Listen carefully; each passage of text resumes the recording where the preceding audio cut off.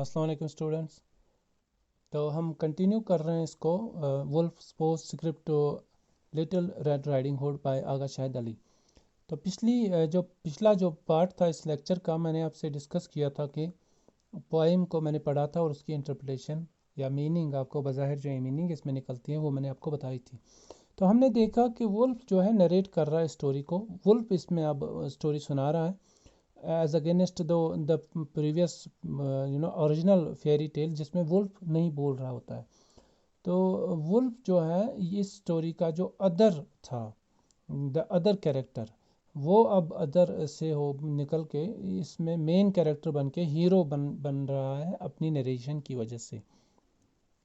तो अदर क्या होता है, जब भी कोई राइटर कोई स्टोरी या कोई सबक आमेज चीज़ लिखता है तो उसमें कुछ एलिमेंट्स को उसे डरावना या उससे उनको विलन बनाना पड़ता है ताकि कोई हीरो बन के सामने आ जाए और हीरोइक कैरेक्टर्स को लोग फिर परस्यू करना सीखें, उस हीरोइक सिफात को लोग पकड़ना सीखें और उसके पीछे चलना सीखें।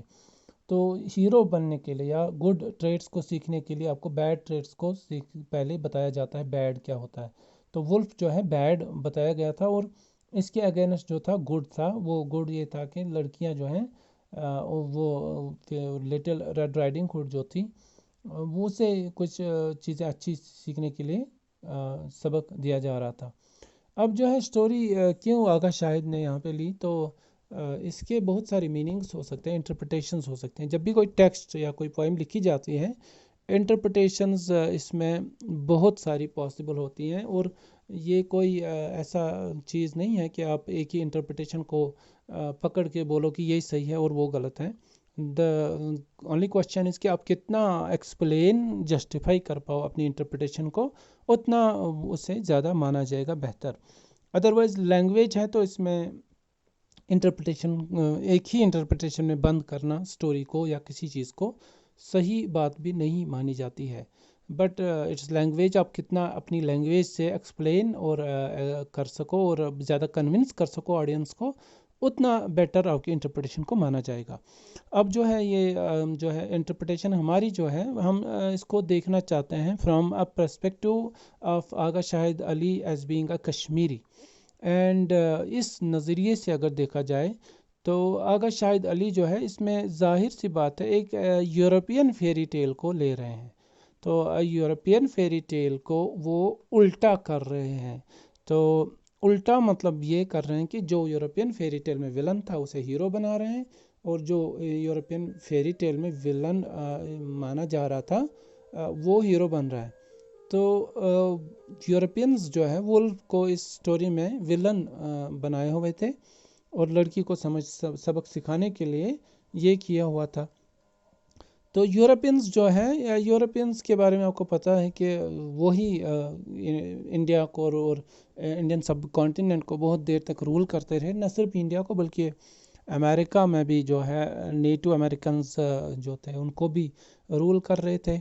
तो यूरोप से निकल के लोग गए, ब्रिटिश लोग इंडिया भी आए और या स्पेनियार्ड्स थे, फ्रेंच थे, पोर्चुगीज़ थे, ऐसे बहुत सारे कंट्रीज़ आज की दुनिया में जो यूरोप में पाई जाती हैं वहाँ से लोग निकले और वो जो है दूसरे बाकी जगहों पे गए और वहाँ पे रूल किया, लोगों को इंडिया पे रूल किया ब्रिटिशर्स ने बहुत देर तक। हालांकि कश्मीर जो है एक पार्ट हुआ करता था, यहाँ पे भी ब्रिटिश कंट्रोल था। तो ब्रिटिश लोग यहाँ पे भी रूल कर रहे थे। फिर जो है इसमें थोड़ा ट्रांजिशंस हुई, चेंज हुई।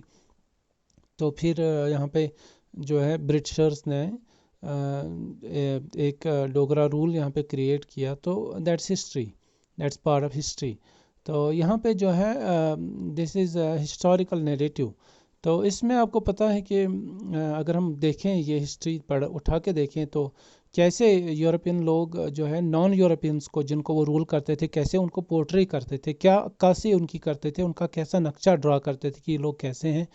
तो अक्सर यही कहा जाता था कि ये जो नॉन यूरोपियंस हैं जिनको वो लोग रूल करते थे उनके बारे में कहा जाता था कि ये यहाँ सब स्टैंडर्ड लोग हैं, इनका कोई मज़हब नहीं है, ये लो क्लास के लोग हैं, इनका न तो इनको इनमें तहजीब है, न तो कल्चर समझते हैं, न तो सकाफत है, इल मैनर्ड हैं। तो इसी नज़रिए से बहुत सारी जो है कमेंट्रीज़ कश्मीरी लोगों के बारे में भी की गई हैं والٹر لارنس نے جو بک لکھی ہے کشمیر ویلی آف کشمیر، تو دیکھا جائے تو اس میں بھی کشمیریوں کی جو عکاسی کی گئی ہے کہ ان کے نیچر کے بارے میں یا لوگوں کے بارے میں نگیٹو پورٹریل ایک کیا گیا ہے لوگوں کے بارے میں، کشمیر کے بارے میں یورپینس نے اکثر کہا ہے کہ بہت بار جو پہلی پرانی ہسٹریز دیکھی جائیں کہ یہ جو کشمیری لوگ ہیں دھوکہ دیتے ہیں یا یہ بہت کننگ ہوتے ہیں یا اس قسم کی باتیں کہی ہیں.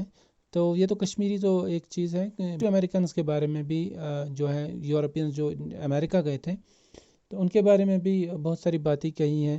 تو نیٹو امریکنز کی بات یہاں پہ میں کر رہا ہوں کیونکہ نیٹو امریکنز کے ساتھ بھی ان کا تھوڑا تعلق رہا ہے، تو یہ اس لحاظ سے ان کو اس میں جو ہے شیئرڈ ایک ایکسپیرینس وہاں پہ ہو سکتا ہے ان کو ملا ہو. تو بات یہاں پہ یہ ہے کہ شاہد کے کانٹیکسٹ میں دیکھا جائے اور سٹوری کو انڈرسٹینڈ جب بظاہر نظر آتا ہے کہ یہ آغا شاہد علی یہاں پہ جو سٹوری کا وولف ہے وہ یورپینز کے لیے دیکھا جائے، یورپین ہسٹری میں اگر دیکھا جائے تو وہ نان یورپین لوگ ہیں. یورپینز جو ہیں چاہے برٹشرس ہو، فرینچ ہو یا کوئی بھی یورپین اسپینش ہو، وہ اپنے آپ کو پروجیکٹ کرتے تھے as superior at the cost of the non Europeans. ان کو دکھا رہے تھے نیچا، لوگوں کو نیچا دکھا کے اپنے آپ کو سپیریئر پورٹرے کیا کرتے تھے.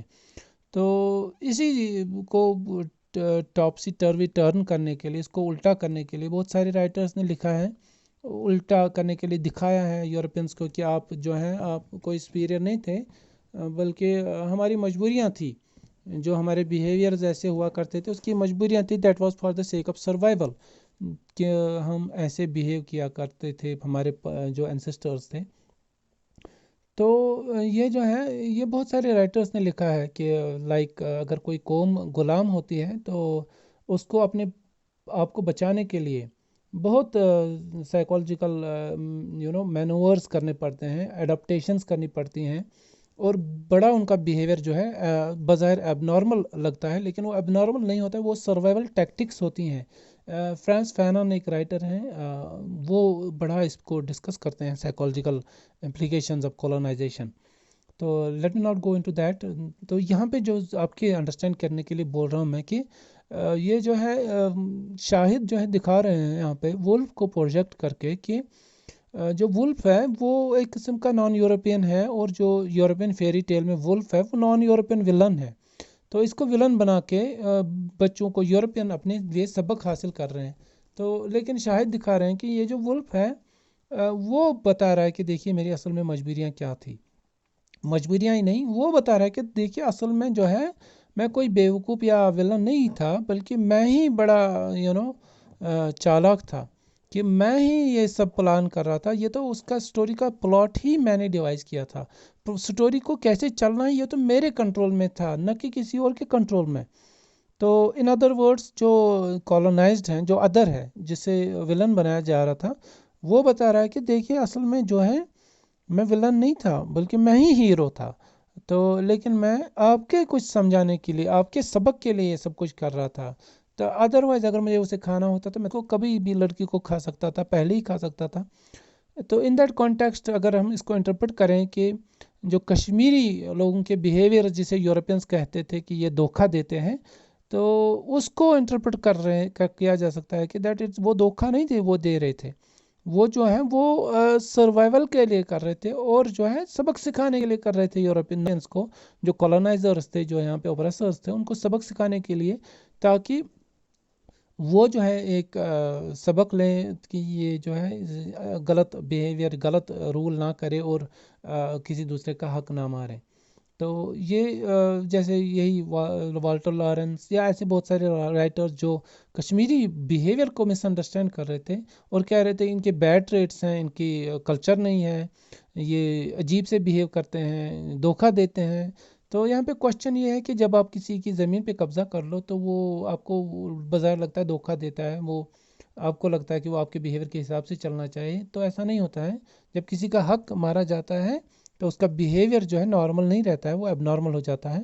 بٹ وہ اب نارمل ہونا ضروری ہوتا ہے because that's for the survival. تو وہ سب کچھ نظر میں رکھتے ہوئے یہ ہم اس کو ایک انٹرپریٹیشن دے سکتے ہیں کہ یہ جو ولف کی اسٹوری ہے it's from the perspective of the non Europeans. کہ دیکھیے آپ کی فیری ٹیل کو کیسے ہم الٹا کر دیتے ہیں اور آپ کے جو ایک نیریٹو ہے جسے آپ ہسٹوریکل نیریٹو بول سکتے ہیں کیسے اس کو الٹا کرتے ہیں. اور ہسٹری بھی یہی ہوتا ہے. ہسٹری بھی کیا ہوتی ہے؟ ہسٹری بھی آخر میں ایک اسٹوری ہی ہوتی ہے جس میں ایک نیریٹر کی وجہ سے پورا جو ہے انٹرپریٹیشنس کی میننگ نکلتی ہے. اور یہ بھی ایک اہم بات ہے جو اس میں سمجھ میں آتی ہے کہ شاید یہ بھی سمجھا رہے ہیں کہ جو ہسٹری ہے یہ ہسٹری کو آپ جب سمجھو تو یہ یاد رکھا کرو کہ ہسٹری بھی آبجیکٹیو نہیں ہوتی ہے. مطلب یہ نہیں ہوتا کہ ہسٹری میں جو بھی بولا جائے وہ سب کے لیے سیم ہے.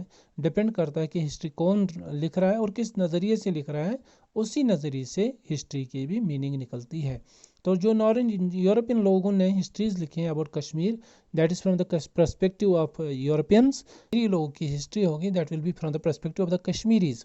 اور کشمیری جب ہسٹری لکھیں گے تو وہ جو ہے پاسٹ میں انٹرپریٹ کریں گے اپنے اس بیہیویئر کو جسے یورپینس کہا کرتے تھے کہ یہ ولرنیس ہے، کننگ ہے. اس کو وہ انٹرپریٹ کر کے بتائیں گے کہ یا بتا رہے ہیں کہ وہ اصل میں کیا تھا، وہ سروائیول کے لیے تھا. That was not foolish. وہ اپنے آپ کو بچانے کے لیے تھا، اپنی جان کو بچانے کے لیے اور اپنے مال کو اور اپنی زمینوں کو بچانے کے لیے تھا. Thank you. I hope you will understand this.